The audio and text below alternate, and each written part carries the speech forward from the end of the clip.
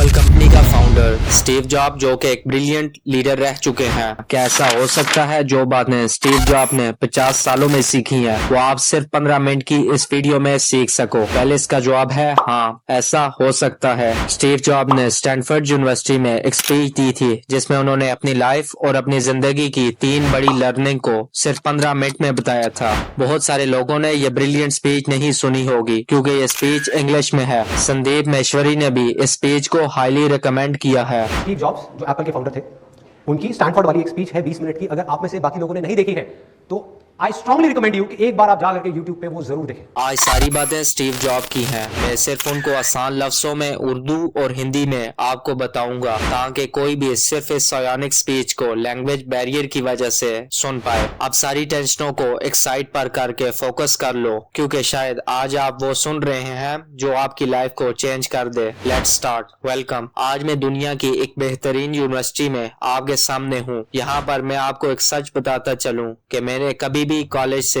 Graduate नहीं किया। आज पहली बार मैं ग्रेजुएशन होने वालों के इतने करीब हूँ। आज मैं आपको अपनी जिंदगी की 3 कहानियां सुनाऊंगा, ज्यादा नहीं, सिर्फ 3। पहली कहानी है डॉट को कनेक्ट करने के बारे में। रीड कॉलेज में एडमिशन लेने के बाद मैंने 6 महीनों में ही पढ़ाई को छोड़ दिया था, लेकिन उसके बाद भी मैं वहाँ पर 18 मंथ तक किसी न किसी तरह जाता रहा था। अब सवाल ये आता है फिर मैंने ये कॉलेज क्यों छोड़ा? वेल, इसका स्टार्ट मेरी पैदाइश से पहले का है। मेरी माँ एक वेल एजुकेटेड और ग्रेजुएटेड थी। वो चाहती थी कि कोई मुझे गोद ले ले। इसके साथ साथ वो ये भी चाहती थी कि मुझे जो गोद ले वो एटलीस्ट कॉलेज ग्रेजुएट होना चाहिए। अब ये सब कुछ सेट था। मुझे एक वकील और उसकी वाइफ अडॉप्ट करने वाली थी, लेकिन जैसे ही मैं इस दुनिया में आया तो लास्ट मिनट में उन्होंने अपना डिसीजन चेंज कर लिया। उन्होंने कहा कि उनको एक लड़की चाहिए थी, इसीलिए मेरे माँ बाप को कॉल की गई जो कि वेटिंग लिस्ट में थे और उनको कहा गया क्या आप एक बेबी बॉय को अडॉप्ट करेंगे? तो उन्होंने फौरन ही हाँ कर दिया। लेकिन बाद में जब मेरी माँ को पता चला जो मुझे अडॉप्ट कर रहे हैं वो कॉलेज ग्रेजुएट नहीं है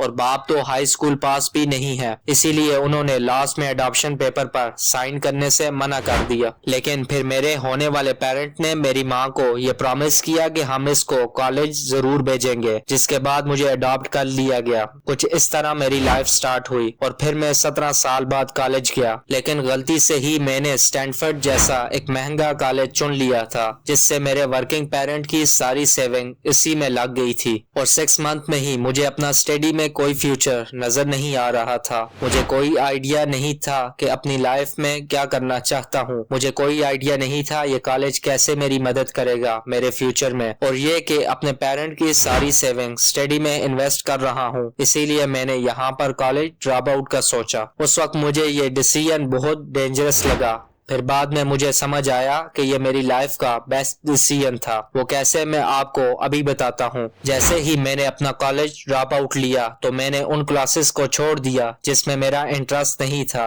मैं सिर्फ अपने इंटरेस्ट वाली ही क्लासेस ले रहा था। यह सब करना इतना आसान भी नहीं था क्योंकि मेरे पास रहने के लिए कोई कमरा भी नहीं था, इसीलिए दोस्तों के कमरों में मैं जमीन पर सोता था। मैं कोक की बोतलें वापस करके मिलने वाले पैसों से खाना खाता था। वीकेंड में 7 मील दूर पैदल चल के जाता था एक मंदिर में ताकि मैं पेट भर के खाना खा सकूं। अब मैं बताता हूँ क्यों कॉलेज ड्रॉप आउट करना मेरा बेस्ट डिसीजन था। उस टाइम रीड कॉलेज दुनिया की बेस्ट जगह थी जहाँ पर कैलीग्राफी सिखाई जाती थी। पूरे कॉलेज में हर जगह हर पोस्टर बड़ी ही खूबसूरती से कैलीग्राफी होता था। अब मैंने ये डिसाइड किया था कि कैलीग्राफी की क्लासेस लूंगा और मैं इसको अच्छे से सीखूंगा। मैंने सैंस सेरिफ और टाइपफेसेस के बारे में सीखा और एक कैलीग्राफी को क्या चीज ज्यादा अच्छी बनाती है ये मैंने सीखा। उस टाइम मुझे ये नहीं पता था कि मैं इसको अपनी लाइफ में इस्तेमाल करूंगा, लेकिन जब हम 10 साल बाद अपना एक कंप्यूटर बना रहे थे तब मैंने इसे मैक में डिजाइन कर दिया। अगर मैंने कॉलेज में कैलीग्राफी न सीखी होती आज मैक में कभी भी मल्टीपल टाइप या प्रोपोर्शनल फॉन्ट न होते, और क्योंकि विंडो ने मैक की कॉपी की है तो दुनिया में किसी भी पर्सनल कंप्यूटर में ये सब न होता। जब मैं कॉलेज में था उस वक्त फ्यूचर में देखकर डॉट को को कनेक्ट करना इम्पॉसिबल था, लेकिन 10 साल बाद जब मैंने पास में देखा तो मुझे सब कुछ क्लियर नजर आता है। आप पास में ही देखकर डार्ट को कनेक्ट कर सकते हो, इसीलिए आपको यकीन होना चाहिए आज आप जो कुछ भी कर रहे हो वो किसी न किसी तरह आपके फ्यूचर के साथ कनेक्टेड है। आपको किसी न किसी पर तो यकीन करना ही होगा, अपने आप पर, अपनी लाइफ पर या अपने किसी अच्छे काम पर आपको यकीन करना ही होगा, क्योंकि इस बात पर यकीन रखना कि आगे चलकर डार्ट कनेक्ट होंगे आपको अपने दिल की आवाज सुनने की हिम्मत देता है, और उस टाइम भी जब आप बिल्कुल अकेले चल रहे होते हैं। यही बात आपको सबसे अलग बनाएगी। मेरी पहली कहानी की लर्निंग यही है कि जो भी हो रहा है अच्छे के लिए हो रहा है। अभी आप जो भी कर रहे हो वो फ्यूचर में आपके जरूर काम आएगा। आप सिर्फ अपने आप पर यकीन रखकर करते जाओ आप जो भी कर रहे हो। मेरी दूसरी कहानी लव और लॉस के बारे में है। मैं बहुत खुशकिस्मत था, जिससे मैं प्यार करता था वो मुझे मिल गई। वोज और मैंने अपने वालिद के गैराज से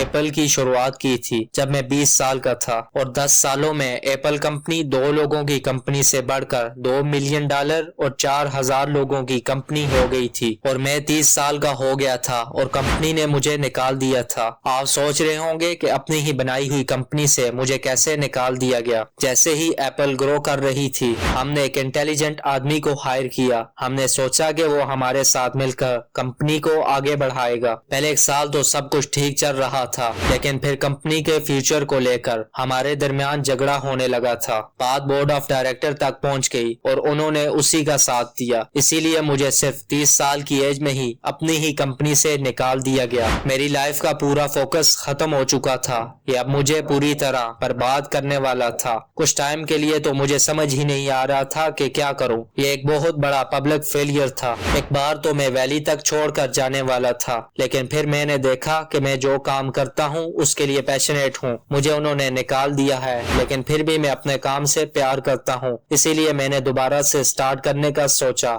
आज मैं सोचता हूं कि एप्पल से निकाले जाने से अच्छा तो मेरे साथ कुछ भी हो नहीं सकता। इस आजादी की वजह से मैं अपनी लाइफ के क्रिएटिव पीरियड में चला गया। अगले 5 सालों में मैंने अपनी कंपनी नेक्स्ट और पिक्सल स्टार्ट कर ली। इसी दौरान मैं एक अच्छी लड़की से मिला जो आगे जाकर मेरी वाइफ बनी। पिक्सल ने इस दुनिया की पहली टॉय एनिमेटेड स्टोरी बनाई। आज के टाइम में ये दुनिया का एक कामयाब स्टूडियो है। अब नेक्स्ट की वजह से मैं दोबारा एप्पल में चला गया। अब मैं ये यकीन के साथ कह सकता हूँ, अगर मुझे एप्पल से ना निकाला होता तो ये सब मेरे साथ कभी भी ना होता। ये कड़वी दुआ थी, लेकिन मेरे ख्याल में मरीज को जरूरी थी। कभी कभी जिंदगी आपको ऐसी ठोकर मारती है, बस आप खुद पर यकीन मत कम करना। और मैं ये यकीन के साथ कह सकता हूँ, मैं आगे इसलिए बढ़ रहा था क्योंकि मैं अपने काम से प्यार करता हूँ। जितना अपने प्यार को तलाश करना जरूरी है, उतना ही जरूरी है कि आपको वो काम तलाश करना चाहिए जिससे आप प्यार करते हो, क्योंकि आपका काम आपकी लाइफ का बहुत बड़ा हिस्सा होता है। कामयाब होने के लिए जरूरी है आप बड़े काम करो, और बड़ा काम करने के लिए जरूरी है आप वो काम करो जो आपको पसंद है। अगर आपको अभी तक वो काम नहीं मिला तो रुकिए मत,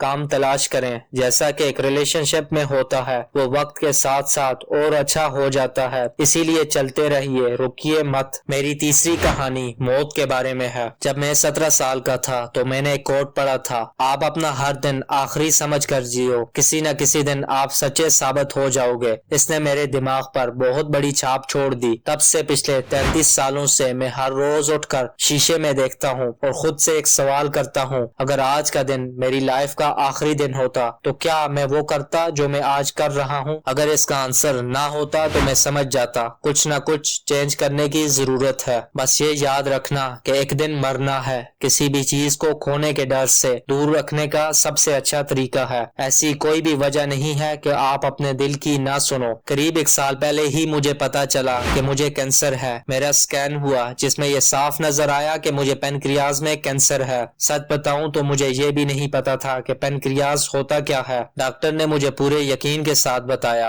आपको ऐसी बीमारी है जिसका कोई इलाज नहीं है। अब मेरे पास सिर्फ 3 से 6 महीने ही बचे हैं। डॉक्टर ने मुझे कहा था मैं घर जाऊं और काम की सारी चीजें छोड़ दूं, और डॉक्टर की जुबान में इसका मतलब था कि मरने की तैयारी कर लूं। मतलब कि आप जो भी चीजें अगले 10 सालों में करना चाहते हो उनको कुछ दिनों में कर लो, क्योंकि आपका टाइम खत्म होने वाला है। शाम को मेरी बायोप्सी हुई जहां पर मेरे गले से पेट में एक एंडोस्कोप डाली गई जिससे कुछ ट्यूमर के सेल निकाले गए। सेल को देखकर मेरी वाइफ और डॉक्टर दोनों रो गए क्योंकि मुझे खतरनाक कैंसर था, लेकिन मेरी सर्जरी हुई। अब मैं ठीक हूँ। मौत के इतने करीब मैं कभी भी नहीं पहुंचा था। कोई भी मरना नहीं चाहता, यहाँ तक कि जो लोग जन्नत में जाना चाहते हैं वो भी मरना नहीं चाहते। आज तक कोई भी मौत से नहीं बचा।